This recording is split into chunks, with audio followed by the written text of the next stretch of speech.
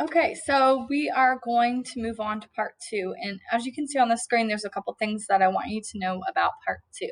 First of all, Herbert is the name of the White's son. So the mother and the father that were in part one, they have a son, and his name is Herbert. He's the one that was playing chess with his father at the beginning. So his name is Herbert, in case you didn't catch that. That way you'll know what happens in part two. Then you'll hear a company is what this name is, Ma and Megan's. It refers to the place where Herbert works. That's the name of the company or the warehouse where he actually works. And so that will clear up any confusion you might have about Ma and Megan's. Then there's another visitor. Now pay attention to this visitor.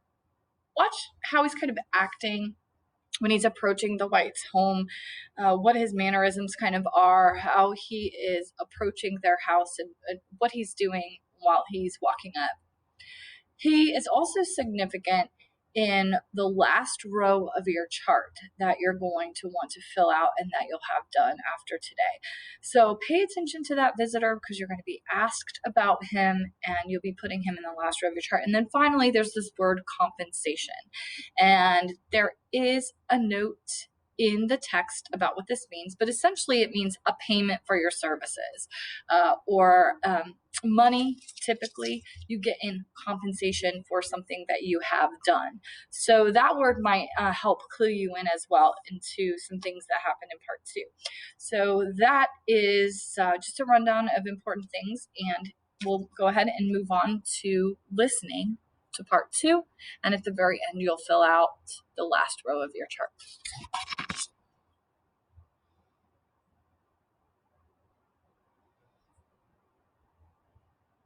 In the brightness of the wintry sun next morning, as it streamed over the breakfast table, he laughed at his fears. There was an air of prosaic wholesomeness about the room, which it had lacked on the previous night, and the dirty, shriveled little paw was pitched on the sideboard with a carelessness which betokened no great belief in its virtues. "I suppose all old soldiers are the same," said Mrs. White. "The idea of our listening to such nonsense! How could wishes be granted in these days? And if they could, how could £200 hurt you, father?"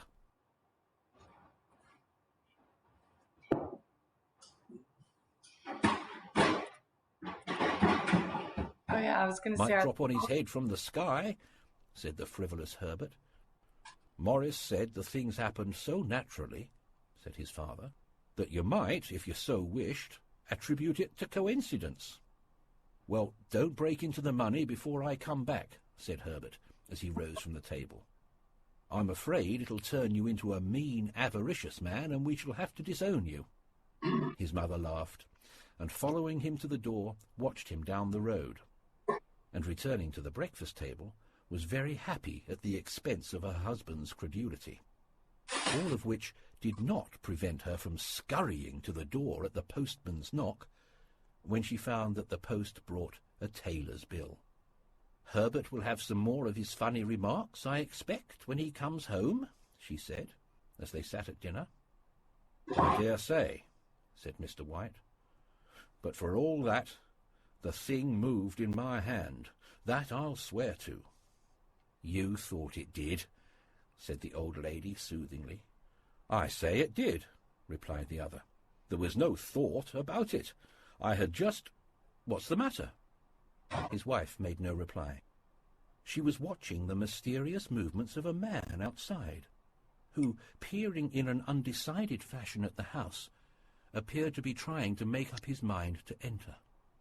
In mental connection with the £200, she noticed that the stranger was well dressed and wore a silk hat of glossy newness.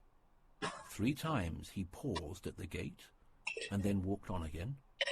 The 4th time he stood with his hand upon it, and then, with sudden resolution, flung it open and walked up the path. Mrs. White, at the same moment, placed her hands behind her, and hurriedly unfastening the strings of her apron, put that useful article of apparel beneath the cushion of her chair.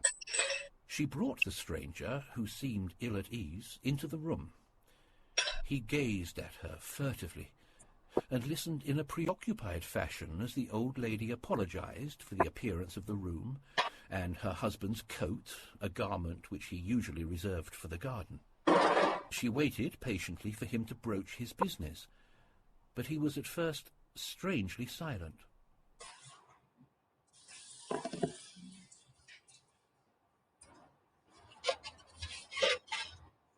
"I was asked to call," he said at last, and stooped and picked a piece of cotton from his trousers.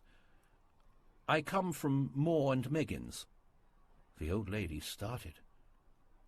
"Is anything the matter?" she asked breathlessly. "Has anything happened to Herbert? What is it? What is it?" Her husband interposed. There, mother," he said hastily. "Sit down and don't jump to conclusions. You've not brought bad news, I'm sure, sir." And he eyed the other wistfully. "I'm sorry," began the visitor. "Is he hurt?" demanded the mother wildly. The visitor bowed in assent. "Badly hurt," he said quietly, "but he is not in any pain." "Oh," said the old woman, clasping her hands, "thank goodness for that! Thank—" She broke off suddenly, as the sinister meaning of the assurance dawned upon her, and she saw the awful confirmation of her fears in the other's averted face. She caught her breath, and turning to her slower-witted husband, laid her trembling old hand upon his. There was a long silence. "He was caught in the machinery," said the visitor at length in a low voice. "Caught in the machinery," repeated Mr. White in a dazed fashion. "Yes."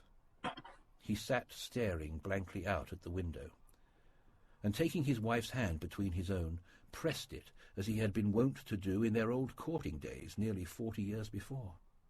"He was the only one left to us," he said, turning gently to the visitor. "It is hard." The other coughed, and, rising, walked slowly to the window.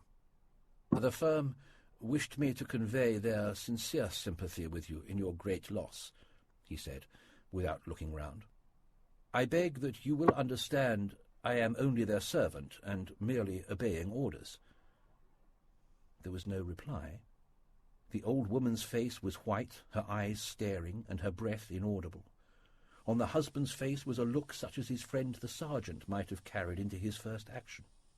"I was to say that Moore and Meggins disclaim all responsibility," continued the other. "They admit no liability at all, but in consideration of your son's services, they wish to present you with a certain sum as compensation."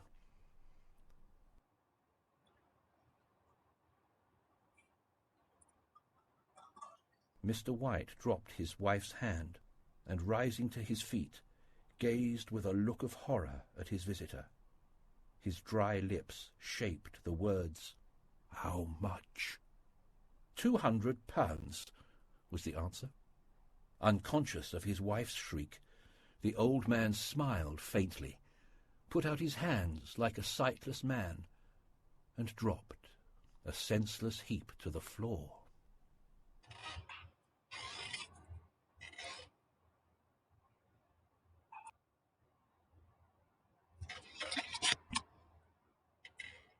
Okay, so now that you have experienced that second visitor to the White's home, you have one more row on your chart. That's your very last row.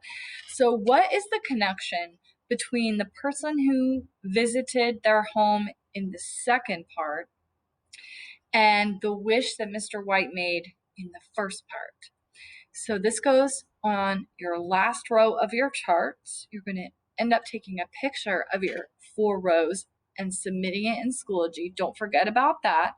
But now that you finished part 1 and part 2, what is the connection between the person who visits in part 2 and the wish that Mr. White made in part 1? You can go ahead and press pause. This is actually the end of this video. So once you stop playing here, you're done with part 2 and you're done with your chart And tomorrow you'll actually start reading, and you can even listen along in your textbook with part 3. I don't have any guided questions for you with part 3. You'll just finish reading, and then if you would like, we will talk on Friday. I'll send you already have the link to the Teams meeting for Friday, where we're going to talk about the answers that you have on this chart.